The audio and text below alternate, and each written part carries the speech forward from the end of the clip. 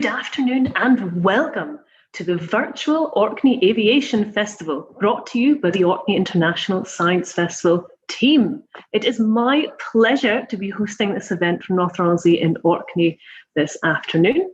We have an excellent lineup of speakers celebrating the 55 years of the Britten-Norman Islander. Without further ado, I have to introduce Moya Mcdonald. Hello, Moya. Hello there. Moya is a founder member of AOP, another Orkney production, an Orkney-based heritage organisation who run 3 annual programmes. The Orkney Archive film project Billy's Night Out, each May celebrating Scabba Flow. And from 2014, the Orkney Aviation Festival, working closely with the International Science Festival, Bercy Heritage Trust and Argos, that's the Aviation Research Group Orkney and Shetland. Without further ado, Moya, please tell us more about today's event. Well, it's a great pleasure to be here today to celebrate 55 years of the Britten-Norman Islander. And just to remind people what an Islander is, although everybody in Orkney does know, not everybody else does, let's just have a quick look at some images. This is actually from the Orkney Aviation Festival 2015, when Loganair Airways visited with a Dragon Rapide, and there above it you can see the Islander. And what's incredible about this picture was in the 1930s the Orkney Inter-Island Air Service was run using a Rapide and a Dragon, and high above it in the air is the plane that replaced it, and there it is flying in the air. This is the Golden Islander, which our special guest today, William Heinet, will well know, as he flew this into Kirkwall Airport in 2016 as part of the Orkney Aviation Festival that year, which was absolutely an incredible moment. Although I must tell you, everybody standing on the tarmac at the time was muttering that it couldn't be a proper Islander because it didn't sound like the Loganair ones.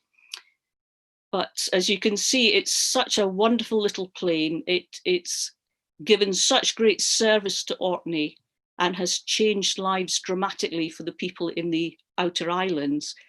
And here it is in the wonderful Loganair hangar that was opened not that long ago with its wonderful underfloor heating. And now that you've seen the Islander, I will hand over to our chair for today, Howie Firth, who will now introduce our guests. Well, thank you very much, Moya, and amazing to see it, one of the world's most successful aircraft. And we have 4 people here with a deep knowledge of the Islander and its story. We're going to meet John Firth, who put in the key link between the designers and their vital first customer. Andy Alsop, who has flown tens of thousands of Islander flights in Orkney and in the Antarctic, and aviation historian Iain Hutchison. But we start with the man in charge of the company who makes them, William Heinet, Chief Executive of Britten-Norman since 2003. He started his career in the Royal Navy, where he served as a carrier-borne pilot, and he was awarded an OBE in 2010.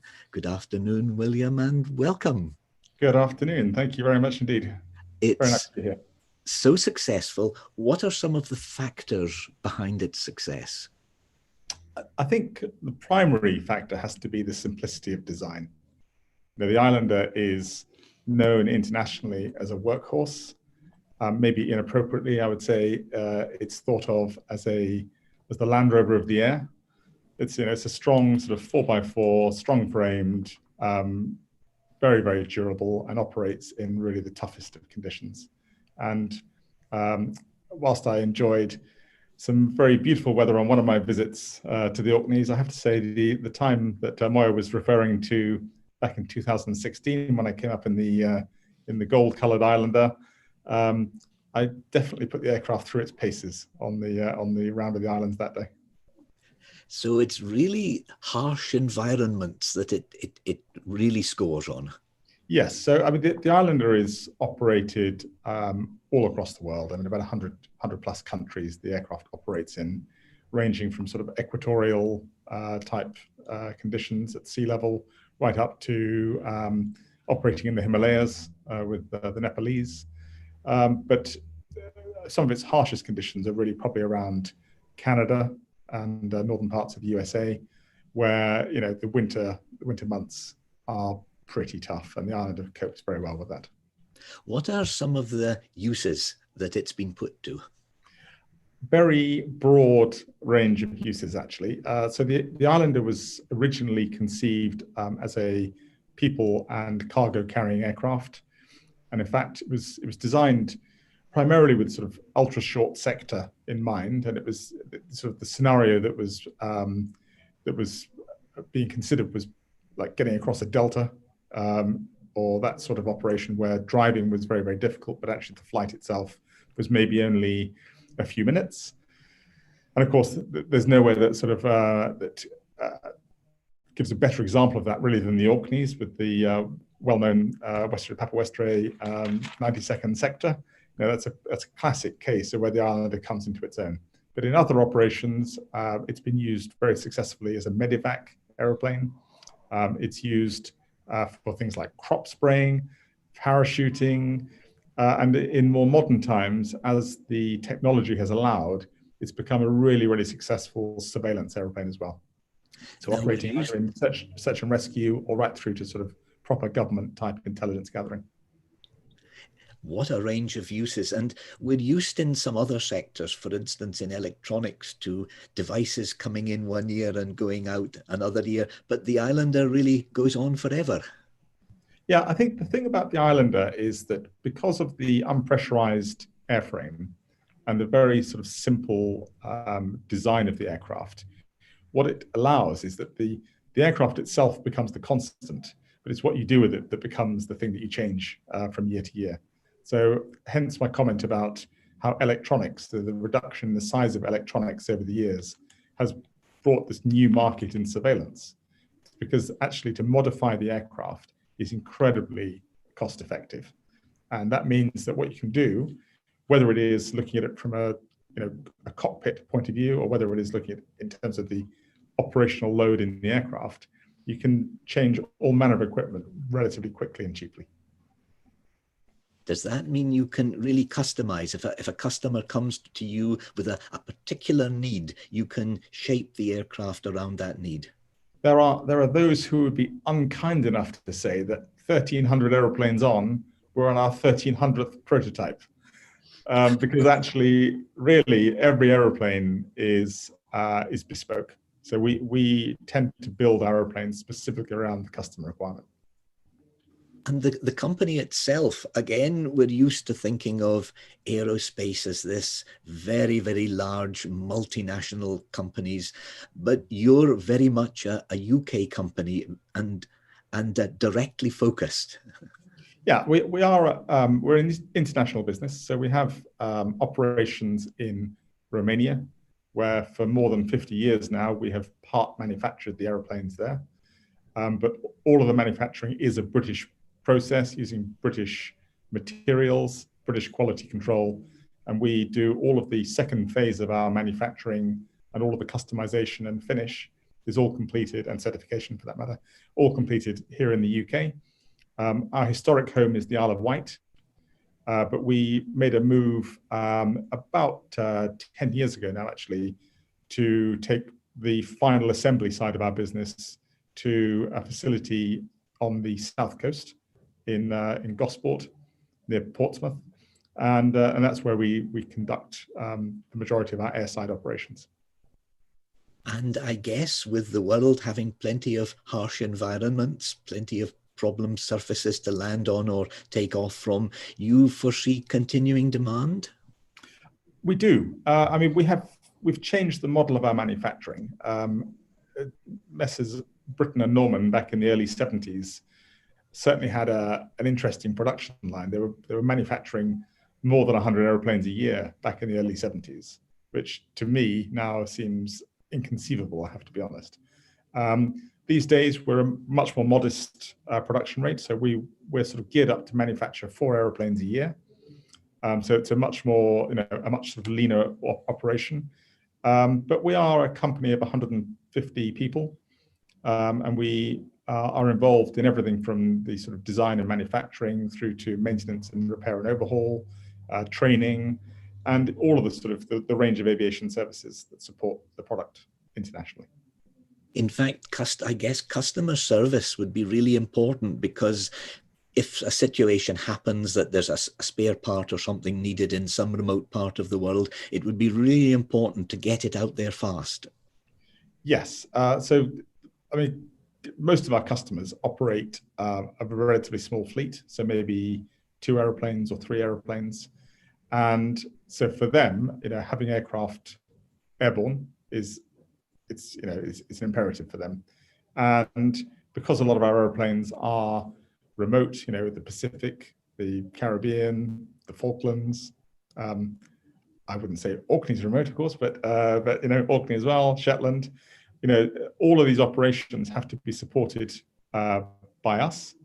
Obviously, the initial service is provided locally by the maintenance organization, but the supply chain emanates from us, and we have to have the customer very much at the heart of what we do. Otherwise, the operation doesn't work.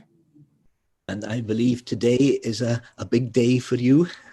It is, yeah. So we've been expanding our operations for a number of years now, but today is a new goal met as we open up 2 new hangar facilities at Leon-Solent, the former Royal Naval Air Station, so therefore close to my heart, of course, with my background. But the Royal Naval Air Station at Leon-Solent is now owned by the local council and is operated as a general aviation airfield. And we've just opened up 2 new hangars here, which we're actually formally opening today. So it looks like you can look forward to the future with a degree of optimism. Yes, I think so. I mean, even in these very troubled COVID times, you have to look for opportunities as they arise. And for us, one of the benefits that we have in this market is that our unusual configuration with 3 doors on the aeroplane allows for very simple COVID segregation. And we're also seeing a high degree of interest in people who have slightly lost faith in some of the airline routes in these remote parts and are looking to the aircraft more as a sort of private model of ownership to support, particularly in places like the Caribbean, where we haven't got quite the same infrastructure we have here in Western Europe. William, it's fascinating. We wish you every success, continuing success for the next 55 years. Thank you very much indeed. That's very, very kind of you. Thank you for joining us today. And now we go back in time, because sitting listening to the story of the wonderful way in which the Britten-Norman Islander has developed is a man who knows the very first years, the first weeks even, of the development. John Firth at the time was a neurosurgeon, now retired, but looking very, very well, and is most welcome, John. And we'd like to go back to those days when you played a part in bringing together the two men who designed the plane and their first customer. Yes, it goes back a long way. In fact, before the first flight, way back to the time when the Islander was actually scribbled on the back of an envelope and so on.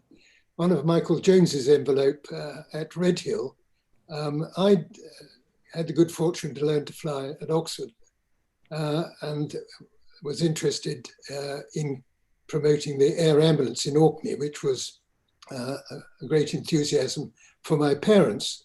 And the thought was, one can't really talk about air ambulances unless one can fly oneself. And I found myself in that happy opportunity. But a friend, Taffy Taylor, said if I carried on trying to fly around the islands in a small jodrell, which was the aircraft at that time, I'd quickly kill myself and not be any use to an air ambulance. Therefore, I should learn to fly properly, which he said meant was to fly aerobatics. So he invited me down to Redhill. I wasn't yet qualified. You had to have 100 hours solo before you could join the club, but one was allowed to go there by invitation at members and so on. And it was on must have been a Sunday evening. I'm not quite sure in which year it was. I think it was 62 and 63 or 63, 64 in the winter, but Ian, I hope, will tell us, correct us there. And we just finished and the light was fading, and I came into the little tea room that was at the back of the hangar in Redhill, and Michael Jones, who ran the outfit, pulled my leg saying, "Oh, here's another rowing man." Couldn't quite make out what rowing had to do with flying, but anyway, it turned out there were two visitors who I didn't recognize. One apparently had rowed in the Eton 8 and so on. Of course, there's an old Harova, and that didn't go down too well with me. But the interesting thing was that they were moaning and groaning, even though they were large and formidable men, about the fact that they couldn't get any money for their aeroplane. Now, one of the background problems of the air ambulance in Orkney was that one would have thought if we could get it going again, because it had been nationalised and removed and abolished in 1948, was in fact just to resurrect Highland Airways using Rapide aircraft or Dragons or something like that. But it turned out that all this similar aircraft that might fit had all been bought up by two characters called John Britten and Des Norman. And interestingly enough, these were John Britten and Des Norman sitting in the back of the hangar. And so I took the opportunity to grouse at them, saying, well, you brought all the damn aeroplanes that we're trying to get for Orkney. And of course, the point was made, how would it be paid for? And the great thing before the war is that Fresson had basically aimed to make a profit, and that was partly out of running the Island Medical Service and partly by the Royal Mail. He produced his profit on the general routes and then repaid the profit by running the air ambulance. So if that was to be replaced or resurrected, we had to have an aeroplane which could earn its keep every day and be actually in Orkney to run an ambulance. All sorts of aircraft had been thought about. Of course, helicopters was one. But Alan Bristow, who spent time in Orkney at the back end of the war, largely spent his time chatting up all the local good-looking girls and flying them around in their helicopter to heaven knows what fate. Anyway, he thought helicopters really wouldn't do. It had to be fixed wing. And so, what was a fixed wing that could earn its keep during the day and be ready for an air ambulance? And there weren't really any aircraft of that sort at the time, as far as we could see. The Aero Commander was near enough, it was nearest, I suppose, but it was very expensive to run and it looked a bit beyond the budget. So that takes us back to the back of the hangar. And so I related this story and they said, well, what do you think about this? And I said, what? And they'd been doodling on the back of an envelope, to show the others the sort of airplane they wanted to build, but for which they couldn't get any money. None of the banks would look at them and so on. And so I asked to look at this envelope, and here was this funny, slightly aero commanderish sort of aeroplane, but with two enormously long legs. And I thought, well, you know, in Orkney and Shetland, the first thing would happen, they'd be knocked off. So I suggested that. And no, they said, no, that allows long travel springs and so on, exactly what you do want in an aircraft of this sort. Well, the background to this was to get up to be a junior doctor by this time down in London, and to get back home in Orkney on a doctor's salary, which started at £125 a year, was quite difficult and so on. But if I could get to Edinburgh, in fact, Willie Logan very kindly said that if I needed it, I could use his Trilander. Bill Logan, as you remember, is perhaps the greatest of all Scottish engineers, and at this time was aiming to build the Dee Bridge between Dundee and Fife. The unions were determined to stop him, and his answer to that was to have all his welders and others based in Muir of Ord, and then to be flown to Dundee Riverside as required. But of course, he needed a sort of gun-running organization, as it were, to do this. And he just bought an Aztec, a two-engined aircraft, and he had this Tripacer. He had Duncan McIntosh as his pilot, and also a very elegant lady BEA air stewardess to whom I, of course, made many advances, but got absolutely nowhere and so on. But happily, this Tripacer was available. Duncan was an interesting chap. His great ambition was to run an airline. At the moment, he was a sort of taxi operator, I suppose you'd call him. And so when I saw this thing on the back of the envelope, it seemed here could be the answer. Duncan could get his aircraft. He could call it an airline, perhaps something like Loganair, to keep the boss happy, and so on. And so I borrowed the envelope, and as soon as I could get home, got onto Duncan and said, look, you know, you want an airline, you want more capacity than the Aztec, certainly more than the Tripacer. Look at this suggestion and so on. And in no time, he was off to see Bill Logan. And as far as I understood, you know, the rest is history. But we'll really hear what the rest of history is this afternoon. What a wonderful story. And I just wondered, have you, I don't suppose you've kept that envelope? No, Duncan took that. He assured me he'd show it to Logan, and maybe it's in the Logan archive somewhere. Because I was going to say that's right. It would be a wonderful piece of aviation history. Well, it was interesting, you know, I mean, one goes from one's memory, but it seemed to be exactly in every point as I could see what we see in the island today. Nothing seemed to have changed from the back of the envelope. Now, you know, perhaps that's engineering or aviation engineering genius.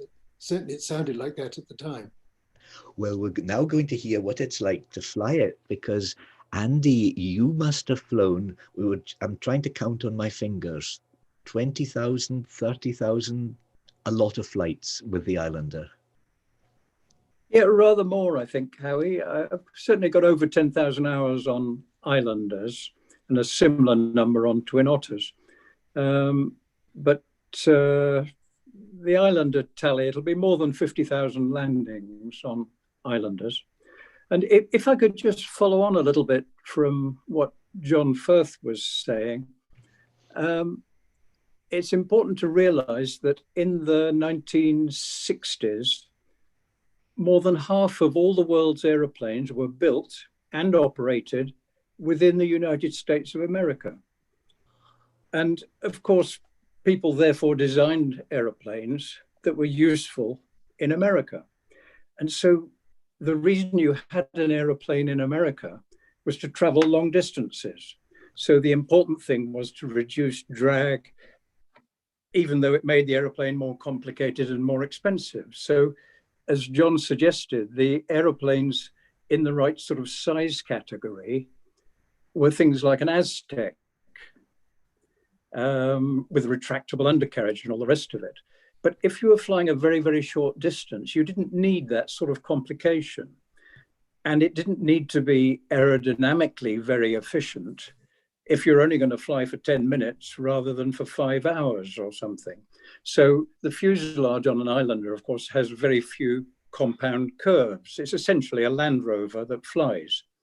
It's much, much, much more simple to maintain.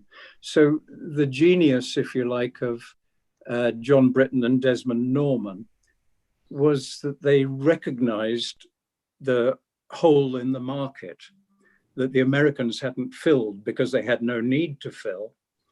And they had some interests in the Caribbean, which needed very short distance flights, I believe. And so they got around to designing the Islander. And just thinking about the design indeed, and examples like landing in, say, a fairly wet field with water, there must be a tremendous amount of pressure or strain, like on the wheels and the supports for the wheels. Yes. Yeah. This is an interesting one. And one of the problems with an Islander, if I can mention a problem rather than one of its successes, is that its wheels really are rather too small. So if you're operating in a rather muddy field, it would be so much better if the wheel was half the diameter again. The problem is that the regulatory authority in the UK says, no, because as you touch down, the moment arm of the bottom of the wheel to the wing spar is longer, and that puts an unacceptable strain on the wing spar, okay? Which is absolutely true. I mean, there's no two ways about it. If you have a bigger wheel, then the backward force on touchdown is stronger. However, I think in reality, all the people who are operating out of muddy fields around the world recognize that this is a problem. And if you go to Arctic Canada, you go to the north of the USA, you go through the Caribbean, through South America, as I've done, you look at the General Aviation Park and all the islanders have got big wheels on. But you can't convince the CAA that this would be a sensible idea. I mean, we had enormous problems, not problems, no, it was quite fun, really. In the early days, the regulations had been drawn up in the very late 1940s for aviation post-war. And none of them really envisaged an operation like the Orkney Internal Air Service with the Islander. So there had to be all sorts of little dispensations from the regulations. And of course, the authorities absolutely hated it. They like everything to fit within a group of regulations. I mean, it wasn't just us. Eventually, the Concorde came along. That didn't fit either. So right to its dying day, it operated under hundreds of dispensations from the rules. The Islander was a little bit the same. And you were talking about the wet fields and grass and all the rest of it. And I remember in the very early days, one of the inspectors was up and he was saying that you had to have an increment to the amount of runway length you needed if you had long grass. And then there was an increment if it was long wet grass and all the rest of it. I mean, in fact, it made no difference because the propeller is right in front of the undercarriage leg and the propeller parts the grass. You just look at it. If you look at an Islander taking off in long grass, even long wet grass, the propeller parts the grass in front of it and all the grass is dissipated. So the wheels are not actually running through the long grass. Anyway, sorry, I digress. When the inspector had finally done his rounds and he was thinking of an increment for this and an increment for that, he got out of the aeroplane and he looked at all the cow dung down the side of the aeroplane and he said, for God's sake, what's the increment for the excrement? But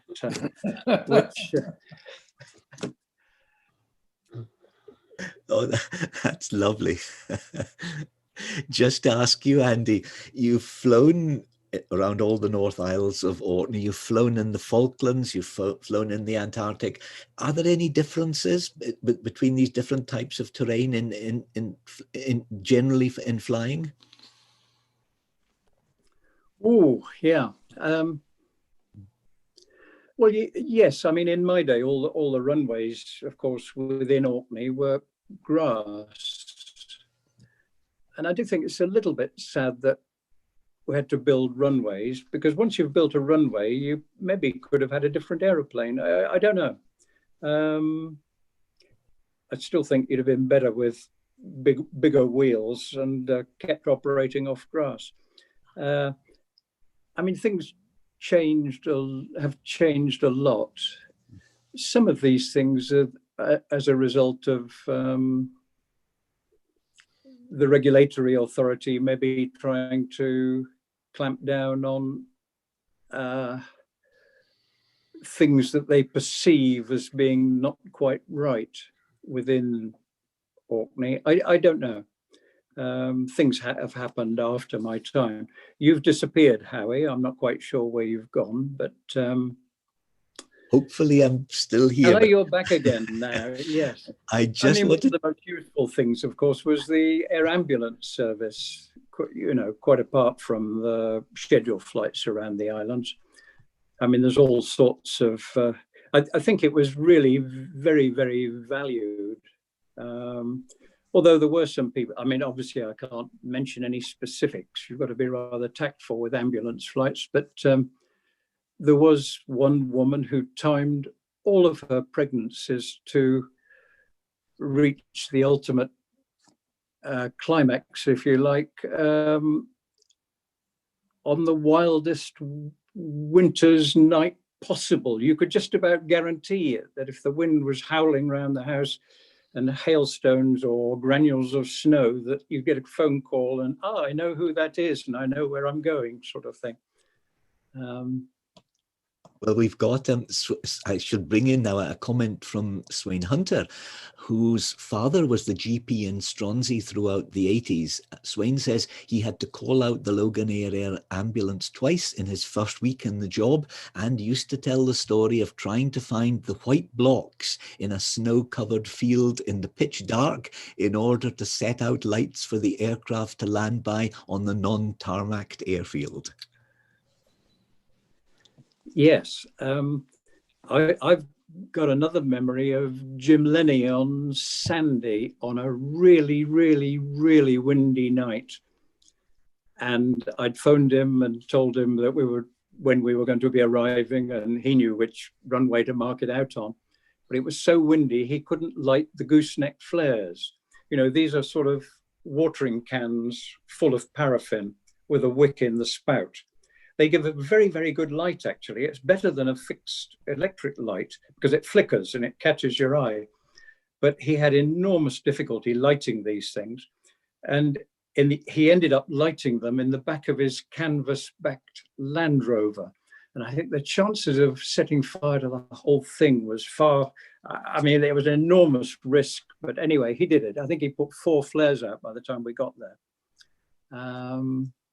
Andy, had you given up the use of cars, you know, having 2 cars down the runway and another one on the threshold? Yeah, I don't know. I think we quite like the gooseneck flare idea.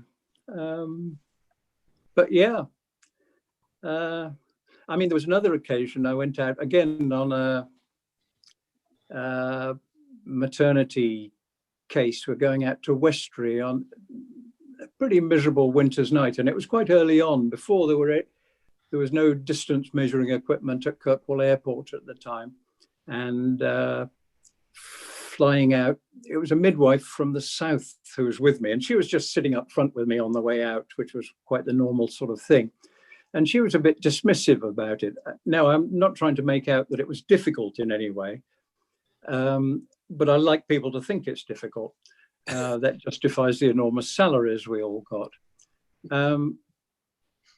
But she was sort of assuming that it was just routine to take off and fly along at a couple of 100 feet at 1971 when there was no electricity in the North Isles. So there was absolutely no distinction whatever between, say, Egglesay and the sea around it. You just could not tell.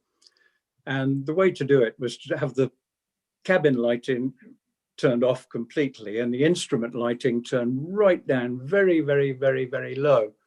And you basically went out on a bearing, allowing a little bit off for whatever the wind was, and looked at your watch, and you'd eventually get there.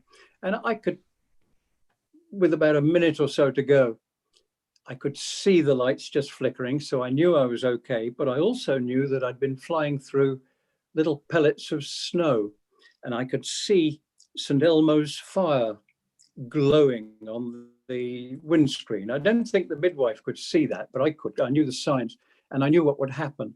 So as I was turning in, and I said, yeah, and that's the airfield over there, and I pointed across in front of her, and a giant spark leapt from my finger to the windscreen, and she looked at me with a new, she was a little bit more impressed at that point, shall we say. It hurt, by the way. There's another question coming in about the air ambulance, but before that, I want to bring in Iain Hutchison, who's a historian, although indeed, Iain, your day job is in medicine, but you have written several books about the history of aviation and particularly about the early years of Loganair. And I wondered if you could tell us a little bit about how the company grew from that first order for Britten-Norman. Yeah, well, what I really thought I'd like to comment on, because I don't think that these particular perspectives are probably in the public domain, is stuff that Ken Foster, who was Duncan Mackintosh's sidekick, recorded about how the relationship with the Islander came about. Ken had written a kind of memoir, not for publication, for his family. And when he died in 2016 at the grand age of 87, Joan, his widow, very kindly sent me a copy of the memoir. And Ken devoted a chapter in this to how the Islander came about in Loganair service.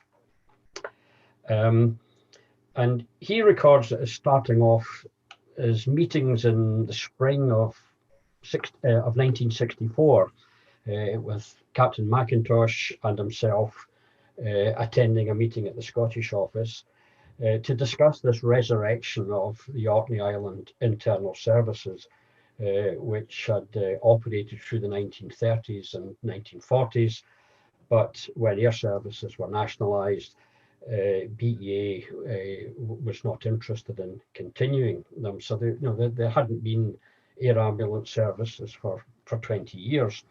And Ken was asked to write a feasibility report for the Scottish office. And he wrote, I concluded that a new Orkney service required an aircraft that was twin-engined, equipped and clear for flight on instruments in icing conditions.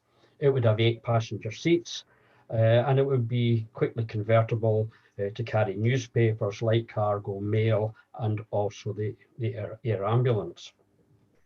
He says, I test flew the stalled Dornier 28A in October 1964. And he says, I found it to be an excellent pilot's aeroplane, but passengers required to be athletes to enter and leave the 6-seat cabin.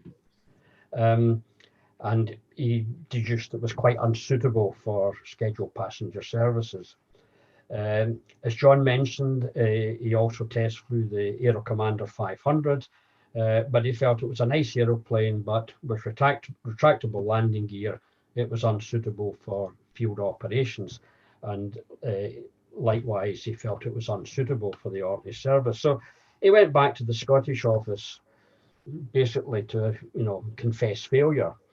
But he says there were 2 Ministry of Aviation personnel there who had not been at the original meeting, and they mentioned that he should get in touch with these 2 chaps, as he called them, on the Isle of Wight.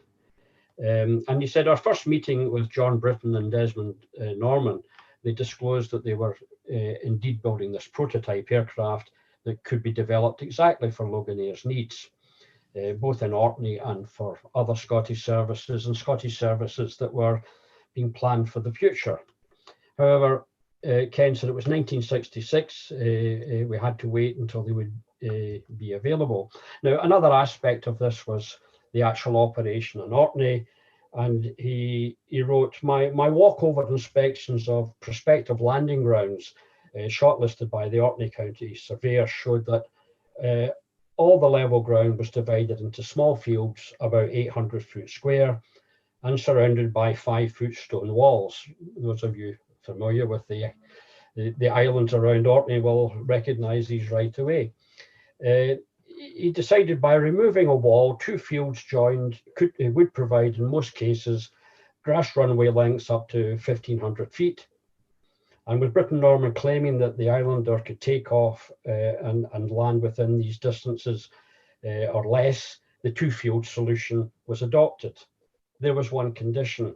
The farmers insisted that their fields would have to continue as cattle grazing when there were no aircraft movements. In the summer of 1965, Ken said, I presented my feasibility report to the Highland Transport Board, and everything seemed to be looking as though it was coming together. But there was a question of the legality of subsidising a private airline, because a subsidy would be needed in the early days to operate in competition with the Orkney Island Shipping Company that operated the ferry services. So the law officers eventually decided that until new legislation was approved, Loganair as a private company would act as a contractor to the Orkney Islands Shipping Company. With this obstacle cleared, Loganair was instructed by the Board of Trade to order the first Britten-Norman Islander. 2 years later, after various challenges and regulatory obstacles, and this included lengthening landing strips to 1,800 feet. When these were overcome, the first public transport flights by the Islander were made. Ken recorded that he took off on the first one on Friday the 25th of August 67 by operating one of 2 aircraft that they bought on Loganair's regular run to Stornoway and Benbecula. And 25 minutes later, Captain Jim Lee took off on the other Islander from Kirkwall for what was basically a restricted inter-island service. Adaptations to the aircraft, and adaptations did take place, to airfields and operating procedures were made as practicable. As practical experience was gained from the Orkney operating environment. Innovation had been a hallmark of the de Havilland Dragon and de Havilland Dragon repeat operations in the Northern Isles, and this tradition of learn and adapt was applied by Loganair as well. Captain Alan Whitfield, who developed similar inter-island services in Shetland from 1970, put the financial rewards of being a pilot on this type of operation into perspective when he said, I used to carry a camera with me, and if there was anything interesting when I was flying, such as a ship in distress in the high seas, I would take a picture and sell it to the local press. He felt that these little earners were necessary. Now, to put this into perspective, the Islander at that time cost £18,900. And a pilot's salary in that type of operation was about £2,800 a year. The gasoline, the 100 octane gasoline for the aircraft was 3 and 6pence an imperial gallon, 17.5 pence today. So a different set of finances. There's a little anecdote I would like to finish off that Ken came up with. And he discussed when the inspectorate came to authorise the operation, the island operation around the islands of Orkney. And this inspector quickly observed that the standard procedures that he was used to in certifying airfields and so forth was not designed for this particular aircraft stall operation on island airstrips. One regulation required that the 1 in 20 slope to the end of a runway cleared any public road by at least 30 feet or so, for example, so that it would miss a passing double-decker bus. Ken noted, while I demonstrated landings on each aerodrome's various runways, we looked down at the island's single-track roads and we agreed that the nearest double-decker bus was 140 miles away in Aberdeen, so we could relax on this point. But not for long. On short finals at the next island, potato-picking lads thought it would be fun to throw a volley of spuds up in the air in front of us. "There," exclaimed the inspector, "I knew there would be a valid reason for this high clearance."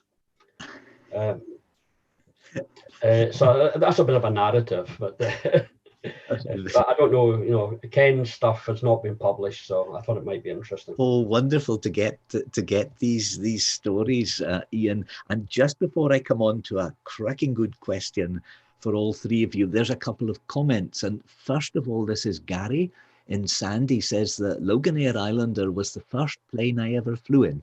In the late 1970s, about 10 years old, from Sandy to Kirkwall, somehow I was volunteered to sit next to the pilot that day on my first flight too. And Andy, he thinks it probably was you.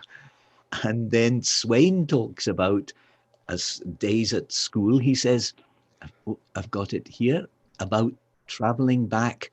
Here we are. When in the school hostel in Kirkwall, he said, very occasionally I was allowed to fly home for a weekend rather than spend up to 8 hours on the Orcadia travelling the 12 miles back to Stronsay. He says 7.5 minutes felt like light speed.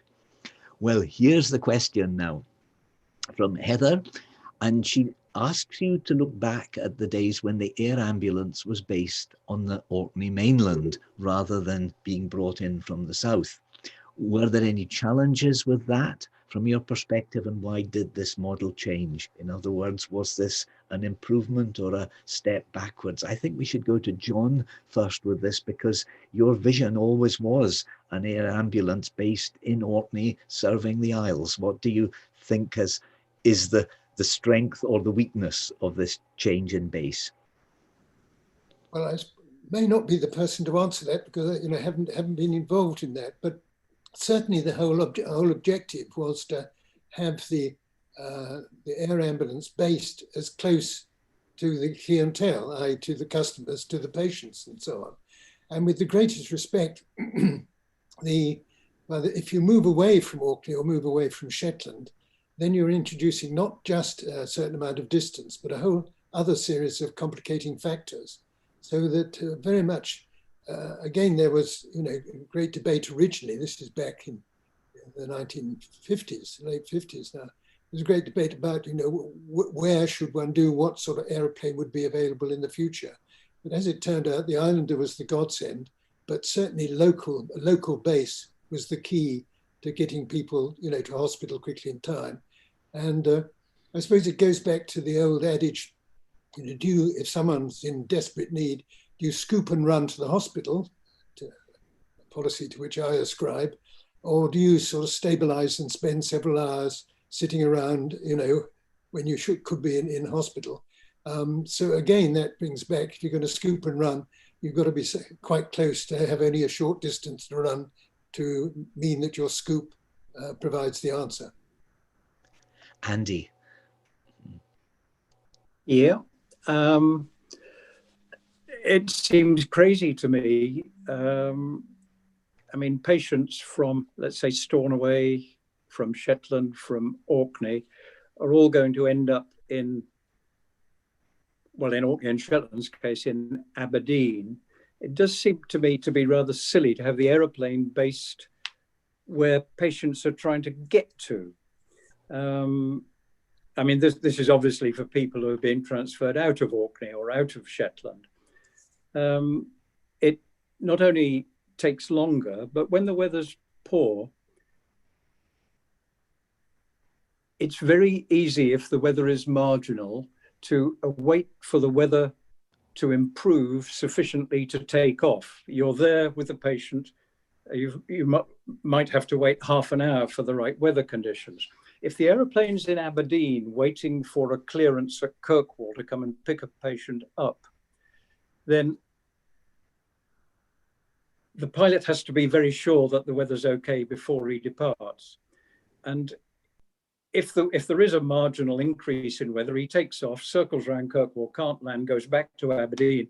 In the meantime, another medical emergency comes up, let's say in Stornoway, and the aircraft's gone over to Stornoway at that point, when the weather improves at Kirkwall, of course. It seems crazy to me that you don't have the air ambulance aircraft based at Kirkwall. Obviously, it would be to the enormous advantage of people in Orkney, but it would also be quicker for people in Shetland, because you'll fly from Kirkwall to Sombra more quickly than you will from Aberdeen to Sombra. It's much closer. Similarly, it's no further to, in fact, it's Stornoway is slightly nearer to Kirkwall than Aberdeen is to Stornoway. So you're quicker there. The only place that it actually takes longer from is Benbecula, I think, but you're going to be served from Aberdeen anyway. And the other thing, of course, is that for the inter-island stuff from, Westbury to Kirkwall, you've got to wait for a helicopter to come from Inverness or something. It's ludicrous to my mind. A backward step. And Iain, you've studied the history of the air ambulance service in various parts of the north. What's your view? Yeah, I think to have a locally based, as it would be, a aircraft that could take air ambulance patients, it must have been considered a great boon to Arcadians. But as Andy says, it even had wider implications. For example, its availability to Shetland. So I would have thought the basing of an ambulance aircraft, the availability of an ambulance aircraft at Kirkwall must have been a vast improvement.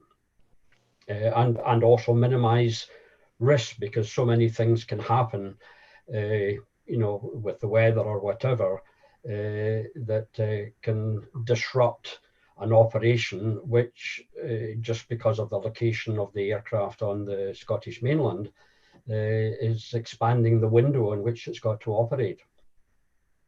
There is another point, and that is that if you're in an acute situation, then the first hour's management, the golden hour, is what makes the difference.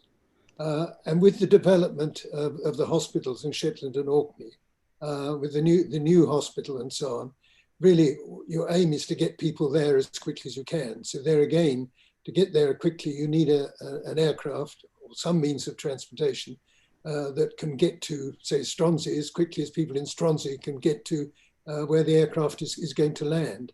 So, if you're going to get your money's worth out of your medical organisation, use the golden hour, and the golden hour needs to get you to Kirkwall or get to Lerwick early, so that there's as much of the hour still available to make the difference.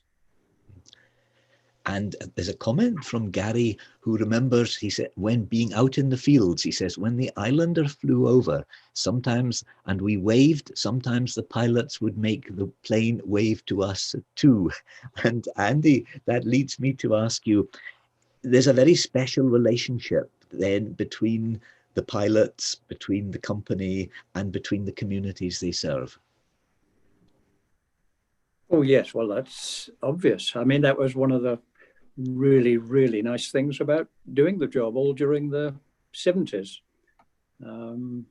Yeah, very, very, very satisfying. And you were carrying so many things. I mean, I guess as an example, on the plane, it might be a spare part for a tractor. It might be library books, food supplies, people traveling to meetings and appointments, weddings, funerals, every aspect of community life you would be touching. Howie, I remember you, when both you and I had a lot more hair. You carried a bucket of tadpoles, I think, to Westbury on one occasion, and other outrageous items as well, which probably wouldn't be allowed now. And amazingly, you took it all in your stride, just as you took all the wind and the rain and the snow and the landing conditions. Insist on the tadpole being tested. Yes. Well, it's been fascinating to discuss the story of the Islander and its application with you. And so I would thank, first of all, two men who've really made history, John Firth and Andy Alsop, by putting together the designer and the customer and flying all those many tens of thousands of flights to make the North Isles air service a reality. And then Iain Hutchison, the man who writes the histories. Thank you very much indeed for joining us today. And I'll now hand back to you in North Ronaldsay, just a 15 minutes flight away from Kirkwall, Heather. Thank you, Howie. And thank you so much to all of our speakers this afternoon. Really fascinating stuff, because I used to take the Islander to fly to school every day or every week. And excellent, really interesting to hear about the history of the service. Thank you so much. Well, I have to say, thank you again to William Heinet, John Firth, Andy Alsop, Iain Hutchison, and Moya Mcdonald and Howie Firth for chairing. And of course, thank you to everybody who's been asking questions and participating. It's been great to hear your stories. Well, our next aviation festival event is actually tonight at 7 p.m, Women in Aeronautical Engineering, from airships to the space race, women's technical contributions with Dr. Nina Baker, and with Chair Hannah Smith from the Institute of Civil Engineers. We also have the Foraging Festival continuing this weekend, so please do look out for these events, and you can find this on the Orkney International Science Festival website. So on Saturday, we've got tanning fish skins and an outing, Foraging by the Flow. So I hope to see some of you then. And again, thank you all to all of our speakers, and thank you to our technical team for bringing this event to you today. Have a great afternoon. Goodbye.